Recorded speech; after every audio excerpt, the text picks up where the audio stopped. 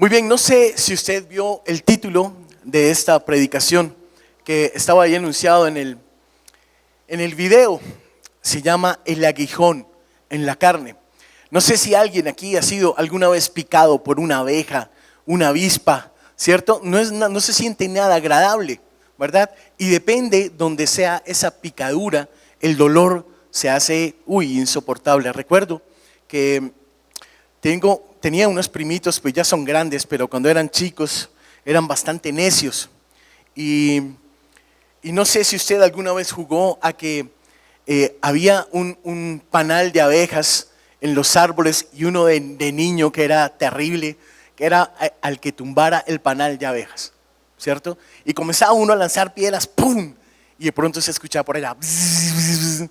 No, ya casi, y el panal así, ¡pa! Y las abejas, yo creo que con la piedra afuera ya, hasta que caía el panal de abejas. Entonces, el más pequeño de mis primos estaba ahí cerca del árbol y una abeja, o sea, de los cientos que salieron de ahí, salieron un montón, llegó y le picó aquí en el labio, en el borde superior del labio. Y usted sabe que ese borde superior del labio, eso duele, ¿cierto? No sé si usted se ha cortado alguna vez ahí. Los hombres, los que nos afeitamos, sabemos que un cortecito ahí, primero sangra un montón. Segundo, cualquier cosita que usted le pase en el labio, ¡guau!, se le inflama de una, ¿verdad? Y también sabe que cuando una abeja o un insecto de estos lo pica, lo que le duele es que dejó el aguijón dentro de usted. Entonces las mamás llegan y le dicen, mira, quiero que vengas porque necesitamos sacar el aguijón. Y entonces uno va todo ingenuo pensando que la mamá le va a hacer pasito, que lo va a hacer con delicadeza. Y las mamás normalmente tienen esas pequeñas uñas largas, especialmente estas dos, ¿cierto? Y entonces cogieron el labio de mi primo, lo cogieron así, entonces le dijo a mi tío, usted lo tiene y yo se lo saco. Y yo, pues, como nunca había visto una picadura de abeja, yo decía, pero tampoco. Yo pensaba, no, pero ¿para qué lo tiene que tener? ¿Verdad? Y entonces mi tío lo sostuvo con fuerza y le sostuvo la cabeza. Y mi tía comenzó con las uñas a sacarle el aguijón que estaba ahí, y el aguijón, y fue bastante doloroso. Yo no sabía si mi primo estaba llorando más por la picadura de la abeja o por el pellizco de la mamá sacándole el aguijón, ¿verdad? Pero es algo que es bastante doloroso. La escena del día de hoy está enmarcada, lo que le voy a narrar en esta mañana, en la ciudad de Corinto. Corinto era una ciudad portuaria y era la sede de la provincia romana de Acaya.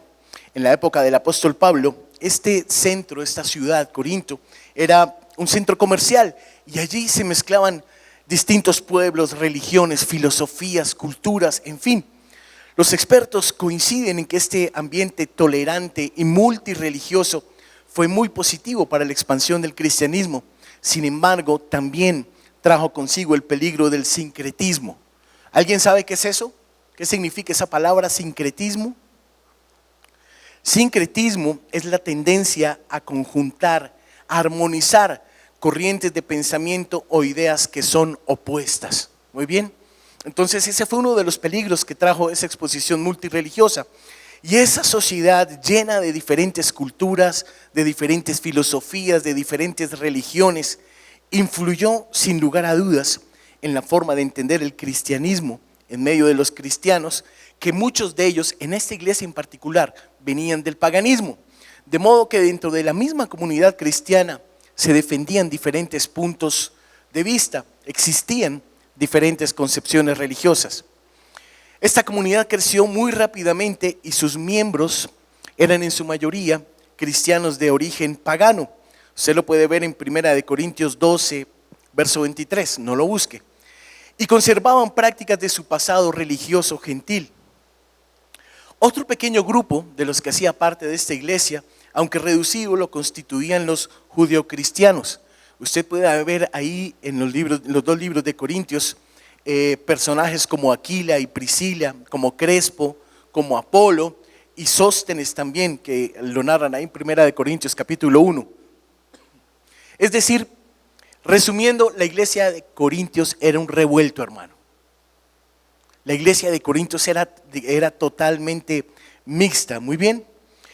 Ahora bien, teniendo esto en mente, yo creo, hermano, que alguna vez Tanto usted como yo hemos sido atrapados en esas conversaciones que a veces son incómodas cuando alguien está tratando de mostrarnos lo espiritual que es.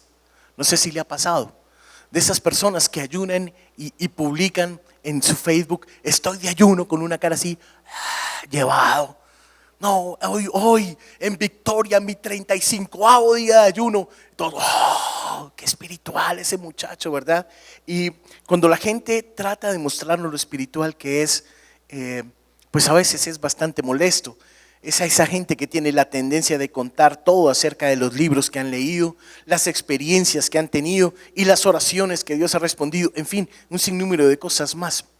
Sin importar que la Biblia nos diga claramente que aquellos que desean ser los primeros deben ser los últimos, y los que desean ser los más grandes entonces deben ser los siervos de todos. Muy bien. La humildad entonces, y no la presunción, esa es la verdadera prueba de madurez espiritual. En el pasaje que le he traído en esta mañana, el apóstol Pablo se enfrentaba a este tipo de situaciones con los oponentes, la gente que se oponía a él en la iglesia de Corinto. Y era una situación bastante complicada, porque lo que estaban haciendo esta gente, la gente que se oponía al apóstol Pablo dentro de la iglesia, era usando sus experiencias espirituales, lo coloco entre comillas, y el usar esas experiencias espirituales muchas veces alejaba a la gente de la verdad. En otras palabras, estaban usando su pedigrí espiritual para abrirse camino hacia las posiciones de poder en medio de la iglesia. Y sabe algo, eso muchas veces no pasó solo en Corinto, pasa también en medio de nuestras iglesias. Muy bien. Entonces el apóstol Pablo estaba enfrentándolos a ellos, pero desafortunadamente la única manera en la que él pudo hacerlo de manera efectiva fue compartir su propia experiencia personal con el Señor. Y él compartió entonces dos experiencias. La primera de ellas era ese tipo de cosas de las que se hacen libros y películas, ¿verdad? Una experiencia así, ¡wow!, sobrenatural, impresionante, y él la compartió allí. Y la segunda es una de esas experiencias que nadie quiere, pero en realidad es mucho más instructiva en cuanto a la relación de una persona con Dios. Dice ahí la palabra que este hombre tuvo una visión celestial. El pasaje en el que vamos a basar este mensaje está en 2 de Corintios, capítulo 12, y vamos a leer a partir del verso 1. Ya le cuento. Pablo ha compartido más acerca de su propia vida de lo que deseaba compartir. Él sabe que lo que va a decir, lo que usted le va a escuchar en este momento, va a parecer como si él estuviera alardeando, como si él estuviera diciendo: mírenme a mí, soy el más espiritual de todos, voy levitando. Pareciera que dijera eso, pero no es así, ¿verdad?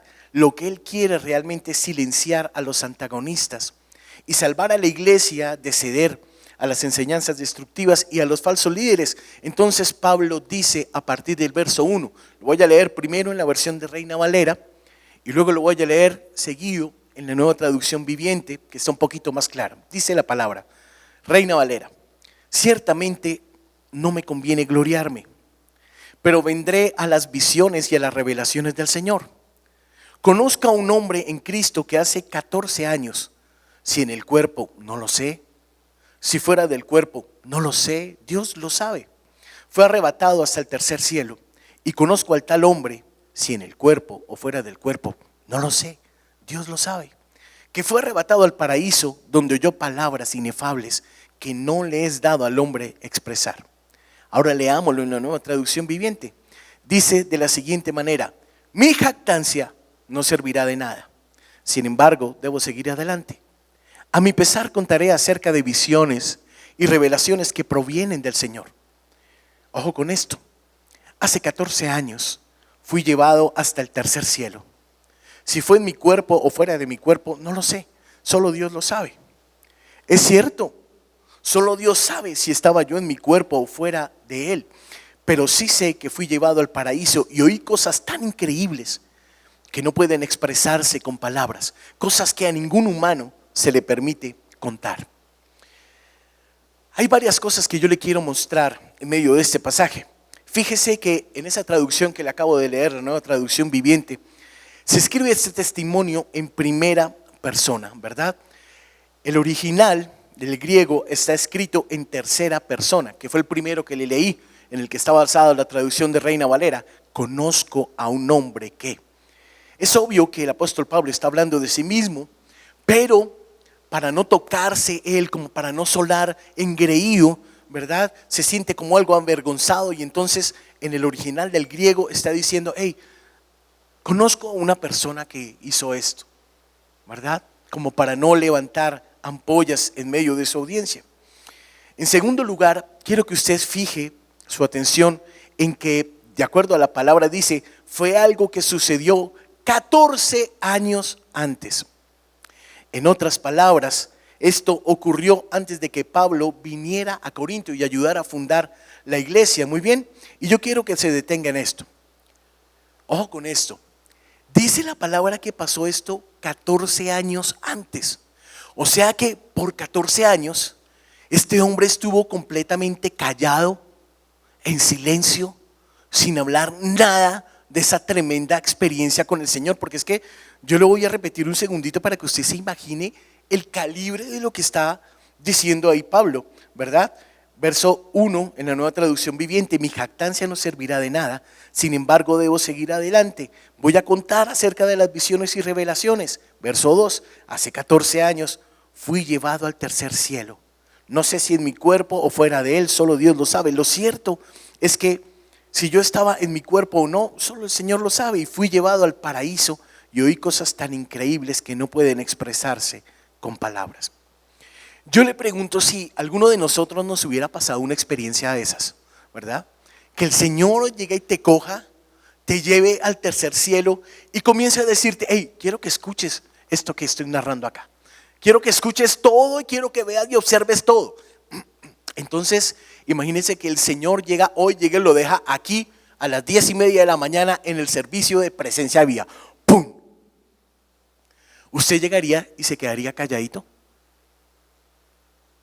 ¿Cuántos llegarían a que dijeran: hermano, si sabe lo que me pasó, wow, no, ven y te cuento, ¿verdad? Y entonces, si de pronto uno pudo estar en shock, ¿cierto? Y decir: no, bueno, no. Mientras uno aterriza, como que mientras se tranquiliza la cosa, uno diría: bueno, pues no voy a contar nada. Pero una vez que usted está tranquilo y comienza a procesar todo, usted lo primero que hace es llamar o hablar con su mejor amigo, hablar con su pastor, con el líder, y decirle: oiga, ¿sí sabe lo que me pasó? Imagínese que esto y que aquello, ¿cierto? Porque es algo normal, ¿verdad? Y si esa persona a la que le pasó eso y fue llevada al cielo fue una mujer, ¿verdad? Enseguida lo publica en todas las redes sociales. Mira, ¿sí? De pronto estaba allá en el cielo con el celular y ahí en el Instagram, ¡pin! Foto en el paraíso. ¿Verdad? Porque es nuestra naturaleza comunicar todas las cosas buenas que nos pasan. ¿Cuántos aquí les gusta pasear? A todos, ¿cierto? ¿A cuántos les gusta el mar?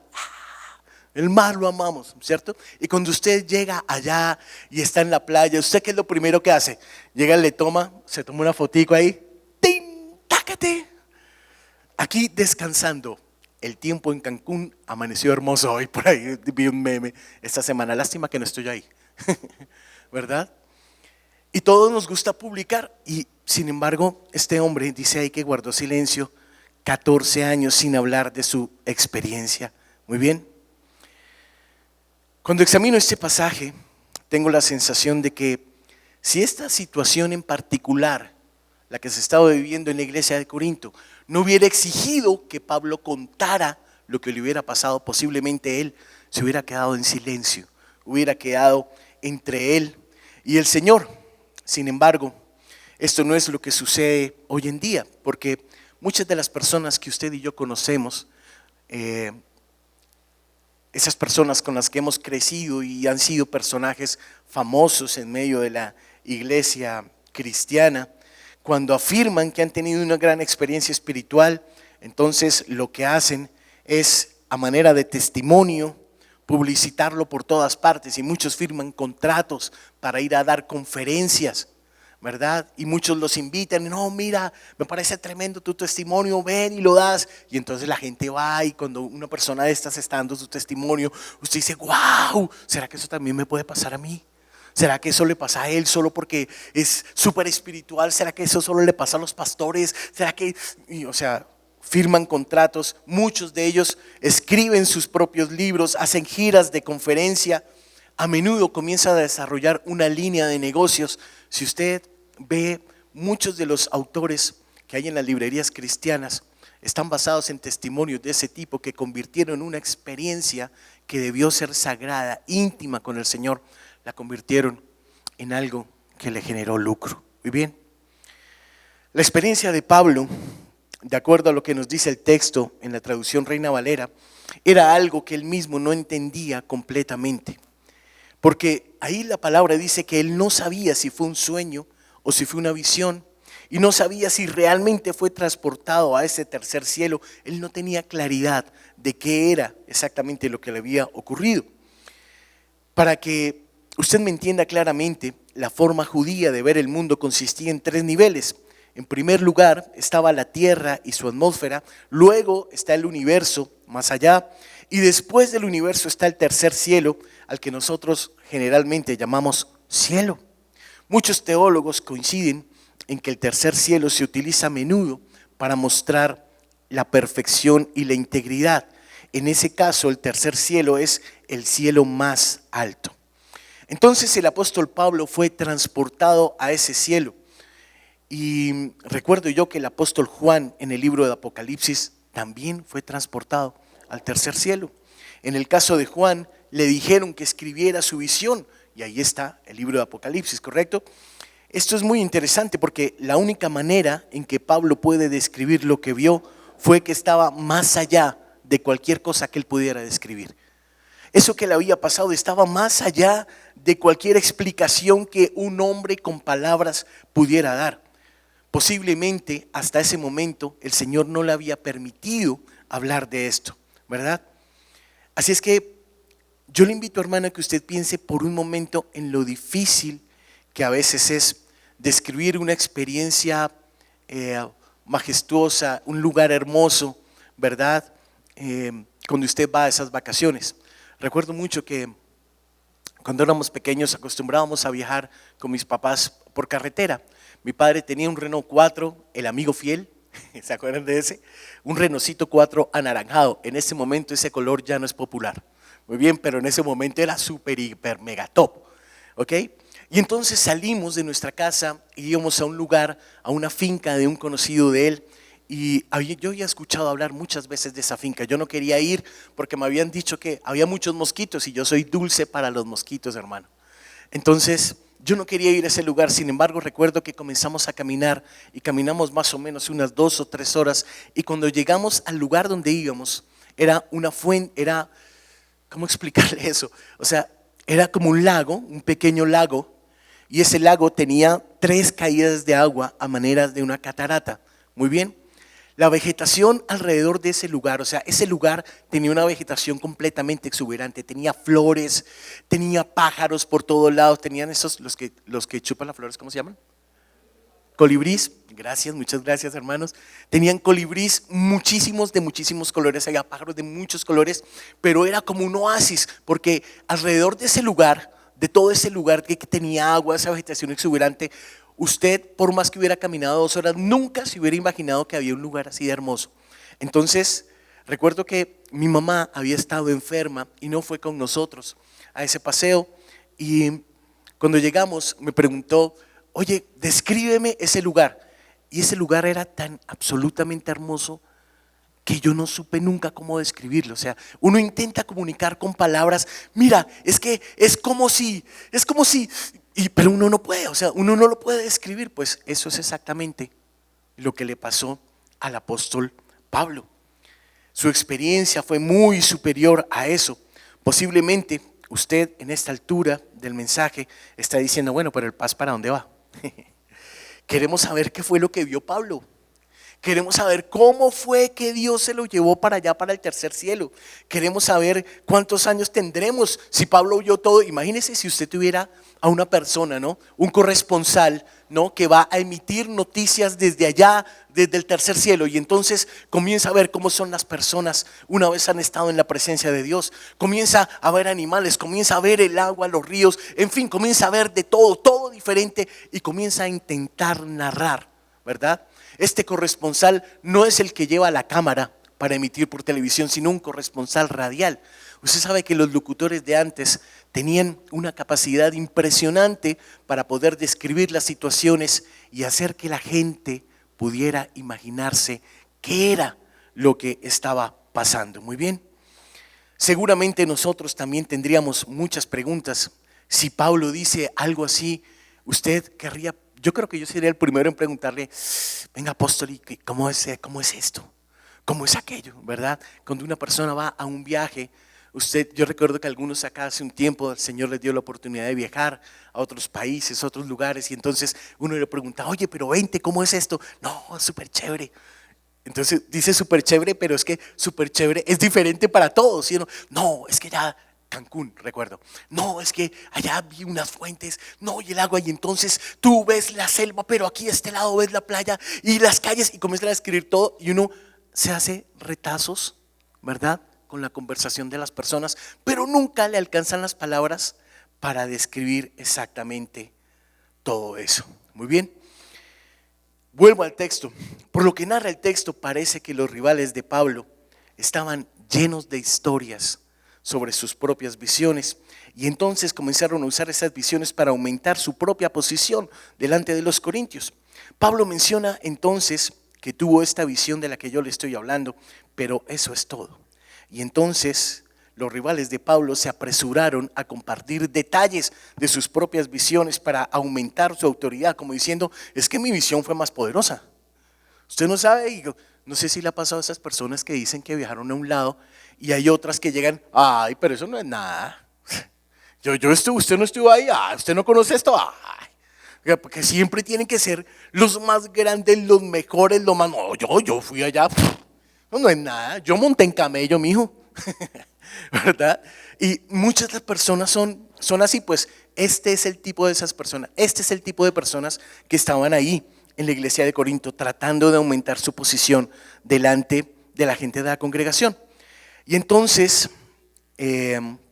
Pablo afirma que no va a compartir y que no puede compartir los detalles porque lo que vio estaba más allá de las palabras. Porque lo que vio estaba más allá del entendimiento, de la comprensión de nosotros simples seres humanos. Tal vez lo que vio era demasiado santo y no podía hablar de ellos. Y yo quiero que note acá la diferencia entre los opositores de Pablo y Pablo, porque los opositores de Pablo estaban autopromocionándose, pero Pablo estaba reverenciando al Rey de Reyes. Hay una diferencia muy grande en esto.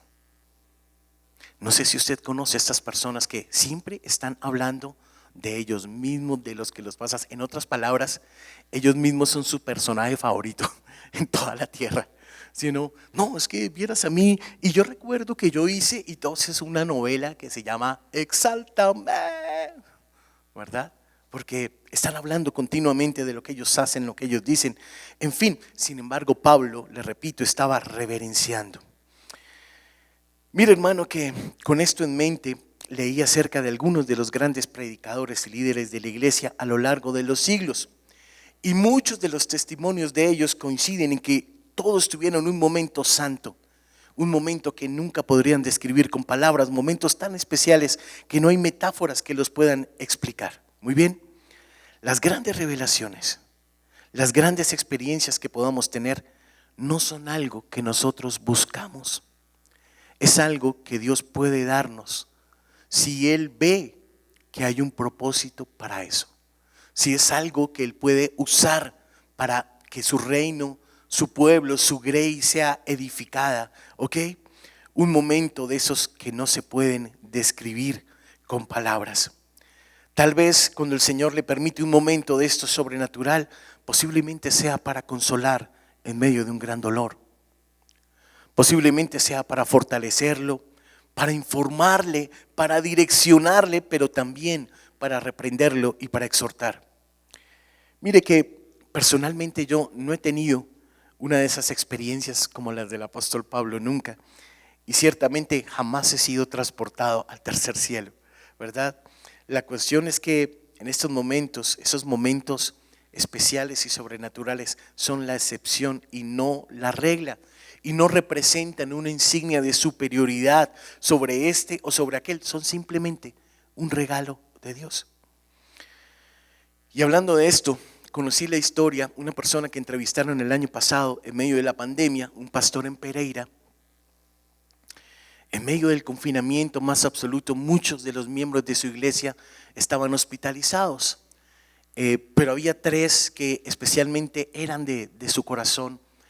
Y él sabía que estaban pasando un momento muy difícil, especialmente una señora muy mayor, estaba conectada completamente a los tubos, tuvieron que inducirle al coma, ¿verdad? Para que ella no estuviera moviéndose, para que su cuerpo mismo no la fuera, sus movimientos no la fueran a dañar. Y entonces el pastor dijo, bueno, ¿será que sí voy y visito a fulanita? Porque yo creo que Dios la va a llamar.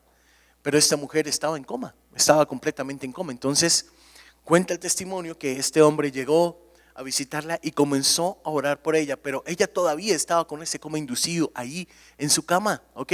Y entonces este hombre simplemente comenzó a estirar la mano hacia ella y en ese momento ella abrió los ojos, ¡tum! Así, llevaba más de una semana completa en coma y abrió los ojos esta mujer. Y y le dice al pastor, como si supiera que el pastor estaba ahí, comienza a decirle, pastor, acabo de estar en el cielo. Y entonces el pastor se quedó. Usted sabe que nosotros los pastores muchas veces somos incrédulos, no es por falta de fe, sino porque, hay que tener ciertas precauciones cuando cosas como estas son dichas. Y entonces el pastor, sorprendido, comenzó a expresar sus reservas muy cautelosamente y entonces le preguntó a esta señora, oye, ¿y tú cómo sabes que estabas en el cielo? Y entonces esta mujer le respondió, pues lo sé porque vi a Jesús, dice ella. Y entonces una vez más el pastor se mostró escéptico y le preguntó, venga, pero ¿cómo sabe usted, hermanita, que usted vio a Jesús? Y entonces la paciente le respondió, pastor, vi sus marcas, vi las marcas en sus manos. Y entonces el pastor ahí como comenzó a interesarse, ¿no? A ver qué era lo que había pasado realmente. Y entonces el pastor llega y le pregunta, bueno, ¿y si viste a Jesús? Jesús, ¿qué te dijo? Y entonces ella le dijo, Jesús me dijo, pastor, ven, he pagado por ti. Y apenas dijo eso, esa paciente exhaló su último suspiro y respondió a la invitación del Señor. De vez en cuando Dios nos permite ver un destello del cielo. De vez en cuando Él levanta la cortina del cielo, por así decirlo, para que podamos echar un vistazo y ver lo que el Señor tiene reservado para nosotros. Y muchas veces ese destello del cielo va a venir en el momento de tu mayor prueba. En el momento en que tú sabes que tu fe está completamente debilitada. En el momento en que estás lleno de dudas y de ansiedad. Y Dios puede usar estos momentos para decirte, hey, aquí estoy, soy real y he escuchado tu oración. Y ahora le quiero hablar del aguijón del que habla la palabra. Está a partir del verso 5. Pablo no quiere jactarse entonces de esa bendición que le fue dada. De hecho, este que le voy a leer presenta un giro en medio de toda la historia. Dice el apóstol Pablo, de esa experiencia vale la pena jactarse, pero no voy a hacerlo. Solamente me jactaré de mis debilidades. Si quisiera jactarme, no sería ningún necio al hacerlo, porque estaría diciendo la verdad, pero no lo haré, porque no quiero que nadie me atribuya a mí méritos más allá de lo que pueda verse en mi vida o oírse en mi mensaje, aun cuando he recibido de Dios revelaciones tan maravillosas. Así que para impedir que me volviera orgulloso, se me dio una espina en mi carne. Esa es la Nueva Traducción Viviente, porque en la Reina Valera dice, se me dio un aguijón en mi carne. un mensajero de Satanás para atormentarme e impedir que me volviera orgulloso. En 3 ocasiones distintas, verso 8, le supliqué al Señor que me la quitara. Cada vez Él me dijo: mi gracia es todo lo que necesitas. Mi poder actúa mejor en la debilidad. Así que ahora me alegra jactarme de mis debilidades, porque el poder de Cristo puede actuar a través de mí. Pablo dice a través de este pasaje que no se prueba el caminar de una persona con Dios por sus muchas experiencias. El caminar de una persona con Dios se prueba al observar y al estudiar su vida. Usted aprende mucho más sobre una persona cuando esa persona no está montada en las olas del éxito, sino está pasando por el valle de la prueba, el valle del dolor, el valle de fracaso. Ahí es cuando usted realmente conoce quién es quién. Pablo nos dice que a Dios le preocupaba que Pablo se volviera orgulloso, quizás debido a esa visión que él le había dado. Entonces, para mantenerlo en la tierra, se le dio un aguijón en la carne. Él llama a esto un mensajero de Satanás para atormentar a Pablo y mantenerlo humilde. Este mensaje ha provocado un debate sin fin en medio de muchos teólogos, porque muchos se preguntan, bueno, ¿y qué era este aguijón? ¿Sería un desafío físico? Pablo muchas veces en la palabra, en Primera de Corintios, y también aquí en Segunda de Corintios, menciona problemas de la vista varias veces. Inclusive indica que hay momentos en que él necesitaba que lo cuidaran porque no podía ver bien, ¿verdad? O sería tal vez un problema psicológico, porque yo no me imagino el estar siempre expuesto a que la gente esté oponiéndose a todo lo que tú dices todo el tiempo, en todas partes. Eso es algo que desgasta tremendamente, hermano. Posiblemente podría ser eso. Podría ser que de pronto se deprimía, ¿verdad? Porque tenía que estar lidiando constantemente con opositores. No sé si a usted le ha pasado que ese tipo de personas que están en continua oposición a usted lo desgastan, hermano. Usted va a hablar con ellos y uno dice: ay, no, otra vez. Ay, no, ya, no quiero. No quiero. Si usted habla una vez, 2 veces, 3 veces, explica, ya hasta el final ya usted lo que hace es que le saca el cuerpo.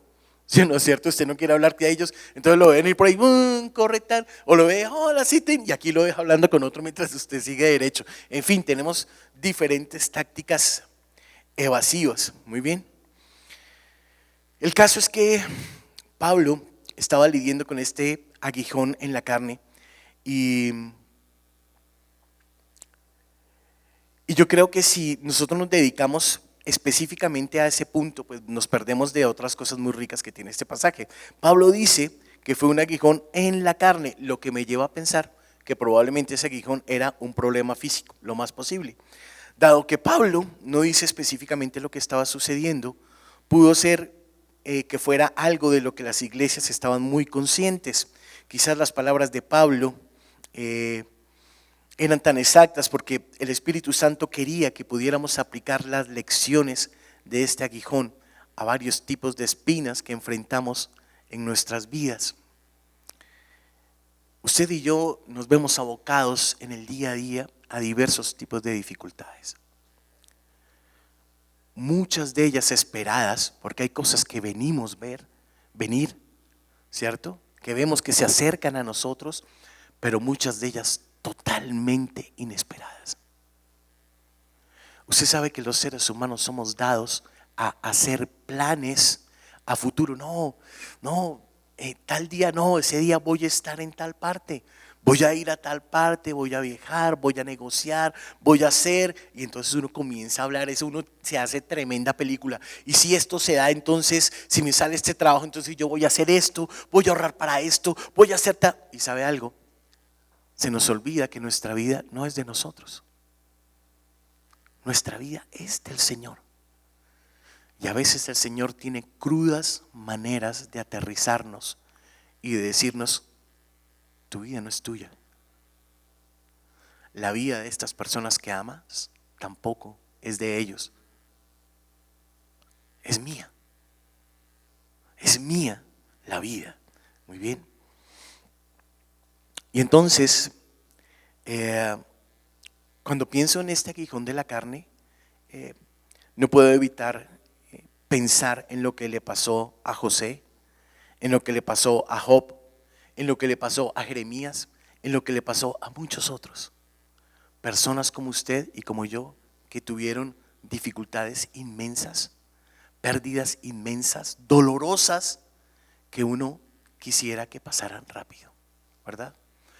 No sé a cuántos les ha dolido alguna vez una muela en la noche, porque la particularidad del dolor de muelas es que comienza a la 1 de la mañana.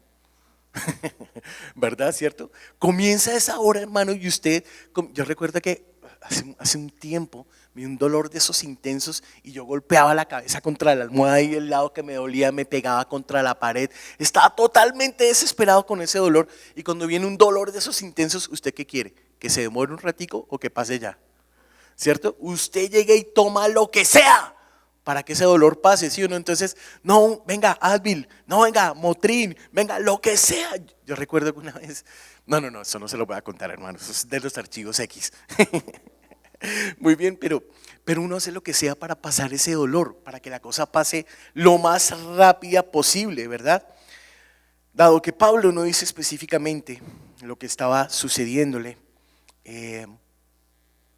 sí era completamente consciente de que ese aguijón había sido puesto por Dios. Le voy a repetir eso.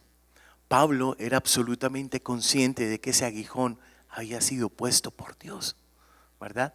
Y lo había puesto ahí, y dice ahí que Satanás lo atormentaba a través de ese aguijón, porque de Job, ¿qué aprendimos? Que el enemigo no puede hacer nada sin el permiso del Rey de Reyes y Señor de Señores. Así es que cuando hay aguijones en su vida, hermano, cualquiera que sea, ¿sabe quién permitió eso? Sí, Señor. Y dice ahí que fue puesto ese aguijón para que no se enalteciera de la revelación que Dios había puesto sobre él. Usted y yo sabemos que Pablo era un hombre completa y totalmente educado, había sido educado por los mejores maestros de la ley.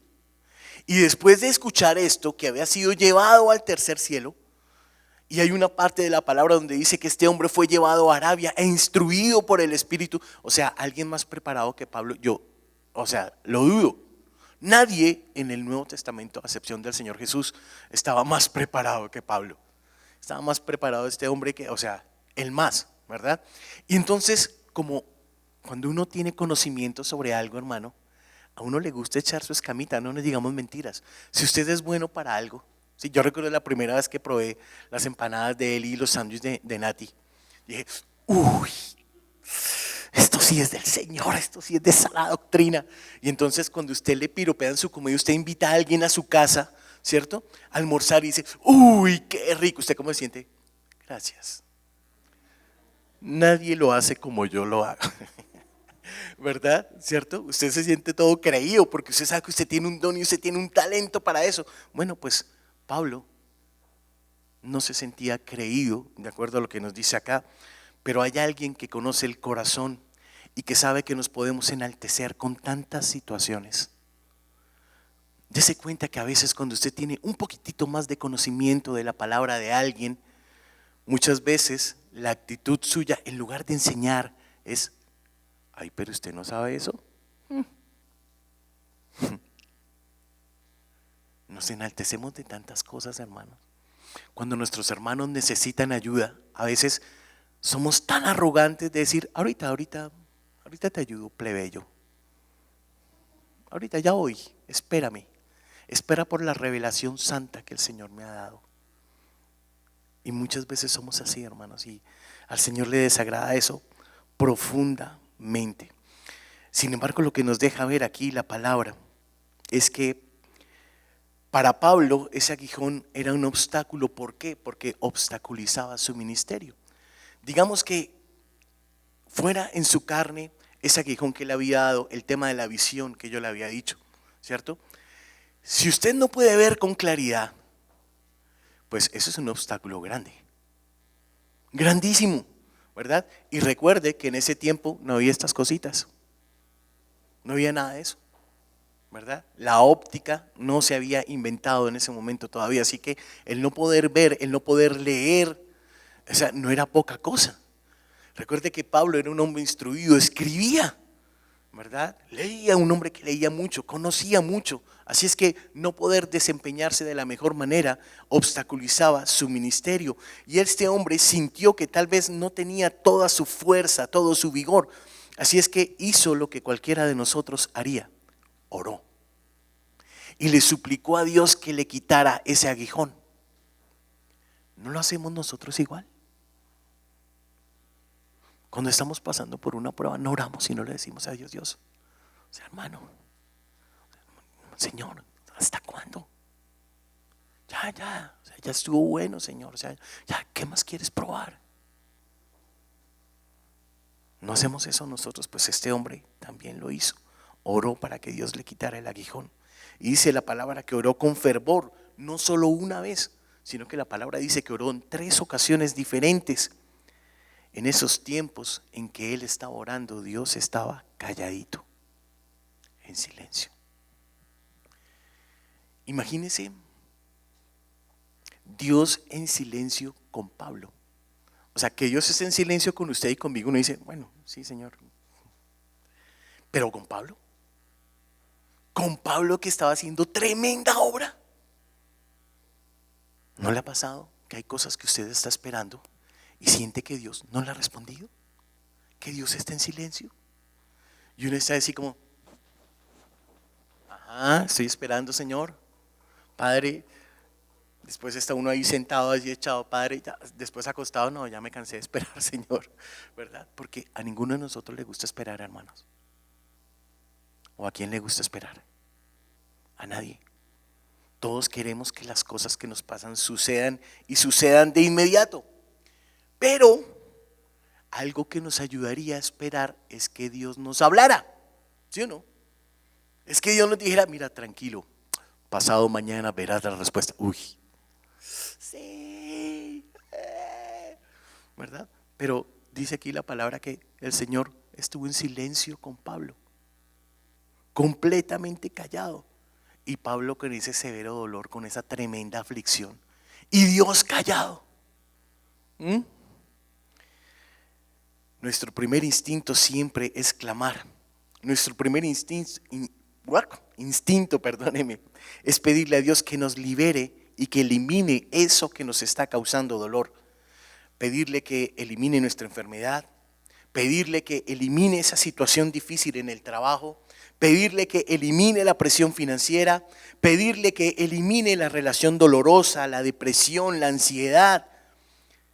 En otras palabras, necesitamos ayuda. Y muchas veces no entendemos el por qué Dios procede de esa manera y guarda silencio y no lo vemos que se está moviendo. No sé si a usted le ha pasado eso alguna vez, pero en lo particular a mí sí me ha pasado. Sin embargo, dice ahí la palabra que Dios no eliminó el problema. Lo que hizo fue convertir ese problema en una bendición. Ya lo voy a explicar. Pero ¿alguna vez usted ha pensado que esa prueba que usted está viviendo en este momento o que ha vivido, Dios de alguna manera loca la va a convertir en una bendición, no solo para usted, sino para las personas que lo rodean, para las personas que saben que usted es de Cristo? Dios va a convertir ese problema en un testimonio. Y Dios usó ese problema para enseñarle a Pablo una lección esencial. Y la lección esencial fue: bástate mi gracia. Mi gracia es todo lo que necesitas. Mi poder funciona mejor cuando tú estás débil. Porque a todos nos gusta ser fuertes. A todos nos gusta tener el control. A todos nos gusta sentir que tenemos la sartén por el mango. Pero aquí en medio de nosotros hay conmigo muchos que no tienen la sartén por el mango, que quisiéramos tenerla, pero no la tenemos. Lo tiene solo el Rey de Reyes. Y Dios te dice: ok, mi gracia es todo lo que necesitas. Es todo lo que necesitas. Mi poder se expresa mejor en la debilidad. Pablo quería liberarse de la dificultad para poder servir mejor. Y Dios quería que Pablo entendiera que su fuerza, su propia fuerza, la fuerza de Pablo, no era lo más importante. Dios quería que Pablo entendiera que lo importante era la fuerza de Dios. Y que esa fuerza de Dios solo podía venir cuando tú cedes tus propias fuerzas. Cuando dejas que sea el brazo de Dios el que te levante. Cuando dejas que sea el brazo de Dios el que empuja la pared, el que empuja la puerta que tú estás orando porque se abra. Y tal vez tú estés empujando con todas tus fuerzas y Dios dice, no es con tu fuerza. Deja que sea la mía. Primero, reconoce tu debilidad. Y cuando tú reconozcas tu debilidad, entonces mi poder va a comenzar a operar. Pero mientras tú pienses que eres fuerte, mientras tú te muevas como alguien fuerte, mi poder no se va a expresar. Hasta que tú reconozcas que no vas a poder mover ese muro a menos que sea con mi fuerza.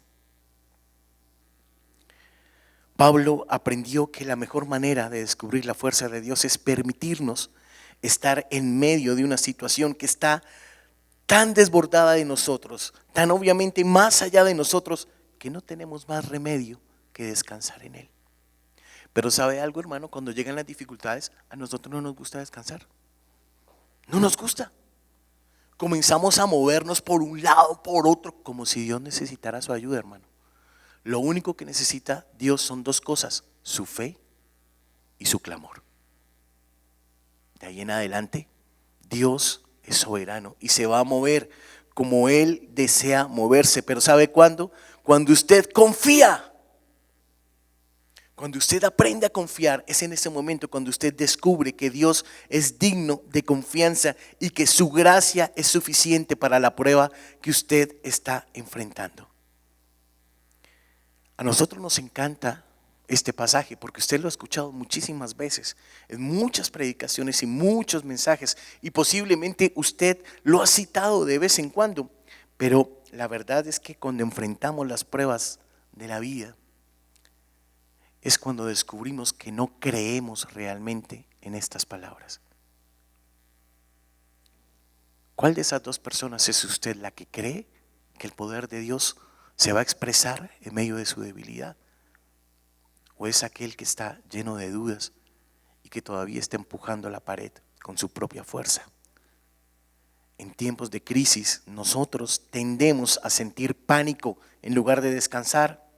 Tratamos de hacer que las cosas sucedan en lugar de esperar a que Dios abra la puerta.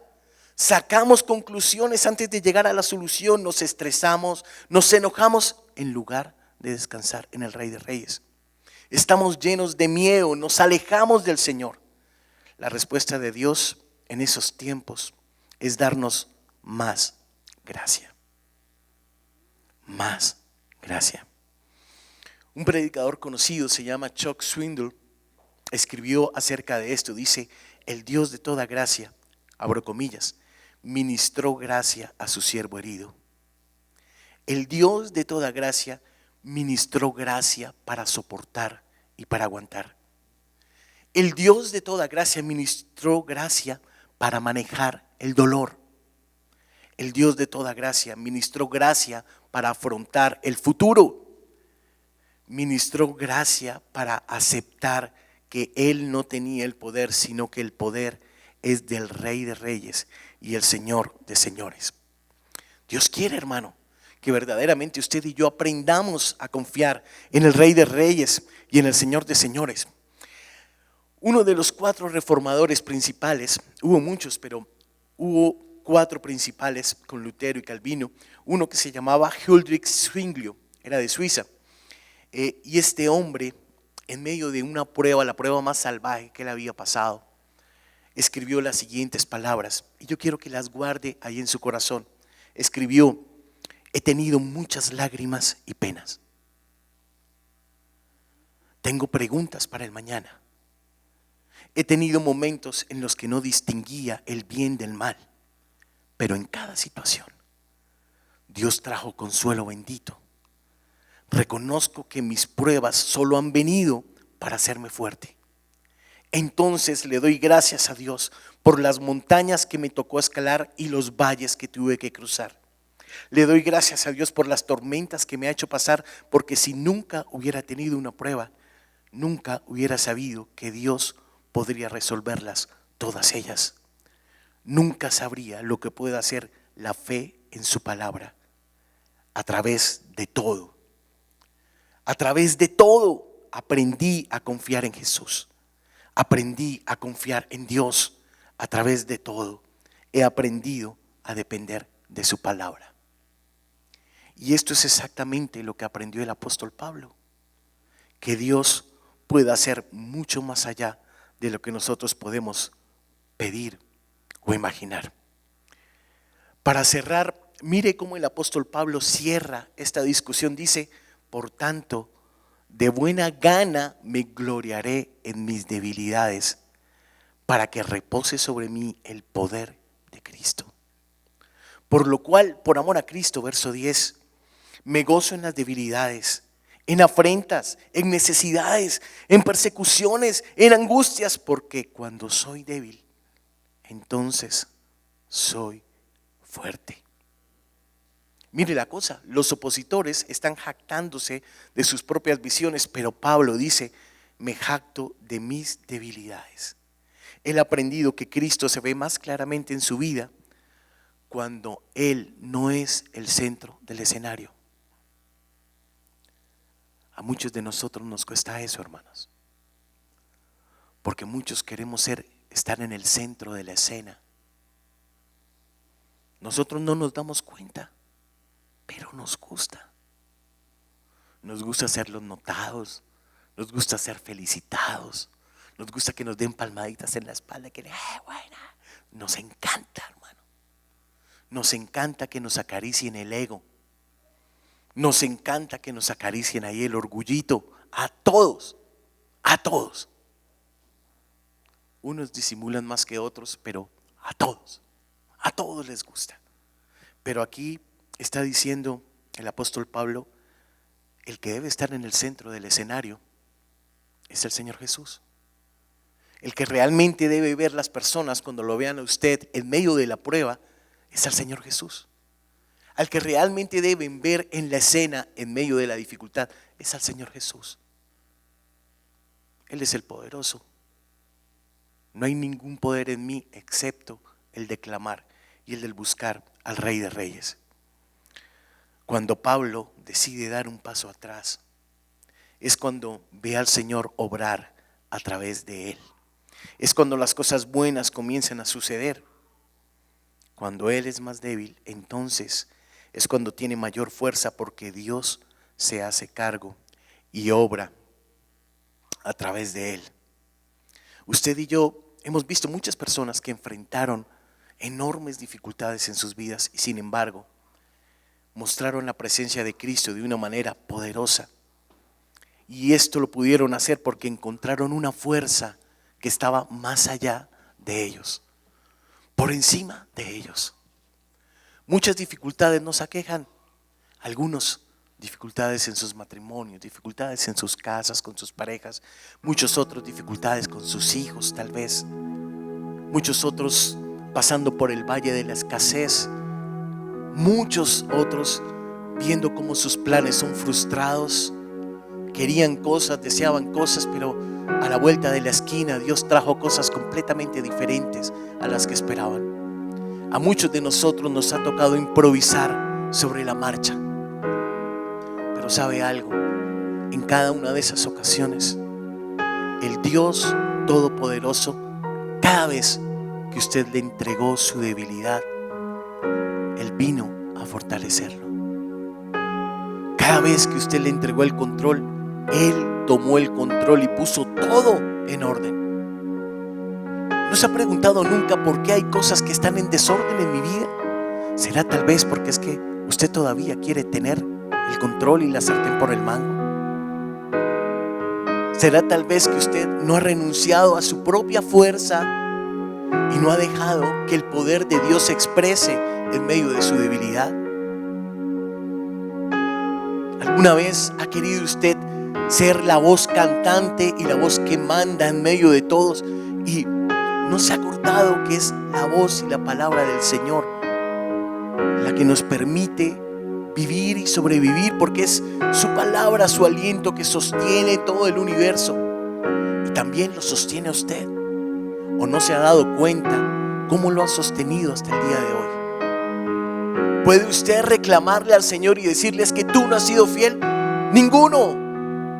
Dios ha sido fiel. La muestra de eso es que estamos aquí con salud, con vigor, que tenemos un lugar de donde debe vengar nuestra provisión, y que cuando muchas veces no lo tenemos, Dios siempre envía misericordia, ángeles de bondad y de misericordia para proveerle a usted y a su casa, porque ese es el Dios que tenemos, un Dios fiel en todas las circunstancias, un Dios fiel en todos los tiempos, un Dios que está esperando que usted simplemente le entregue sus fuerzas a Él, que deje de jalar, que deje usted de decirle: Señor, es que voy a hacer esto, voy a hacer aquello, de afanarse, de estar ansioso, como de estar reclamándole al Señor. No, entrégueselo al Señor. Dile: Dios, te entrego esto, Dios, lo suelto por completo, Dios, porque sé que tu poder está próximo a venir sobre mi vida, porque sé que tu poder está próximo a venir sobre esta situación. Tú eres Dios, Señor. Yo te bendigo, Señor, y te pido perdón, Padre, porque la mayoría de nosotros no estamos dispuestos a decir que nos alegramos en las dificultades. La mayoría de nosotros no estamos dispuestos a decir que nos alegramos en las pruebas. La mayoría de nosotros no estamos dispuestos a decir que nos alegramos en medio de la debilidad que estamos teniendo. Siempre queremos tener el control, pero a través del apóstol Pablo nos enseñas que cada vez que reconocemos que somos débiles, que somos ignorantes, que no sabemos qué hacer, es en ese momento cuando tu gracia puede venir sobre cada una de nuestras casas, cada uno de nuestros hogares, cada una de nuestras vidas, y mostrarnos cosas sobrenaturales. Permítame ser directo con esto.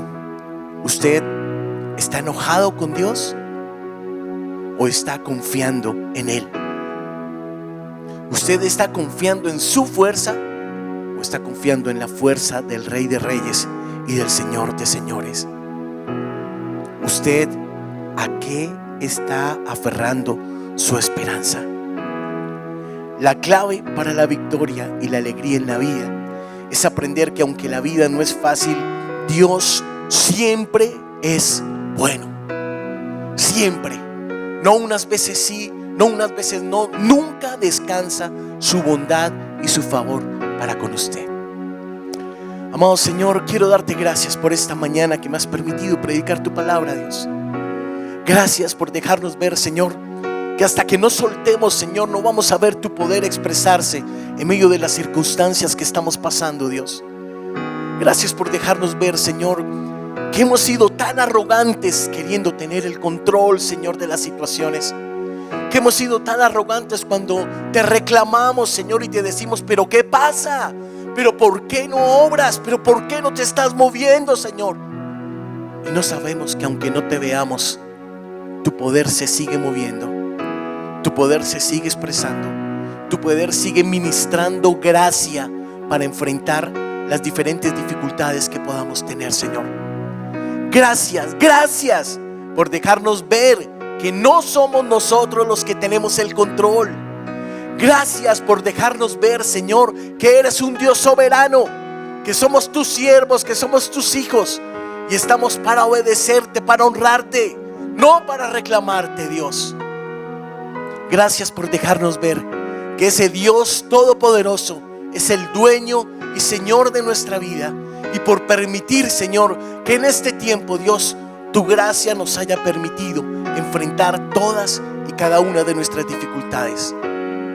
En el nombre de Jesús hemos orado en esta mañana, Dios. Con gratitud levantamos este aplauso a ti, Rey de Reyes y Señor de Señores.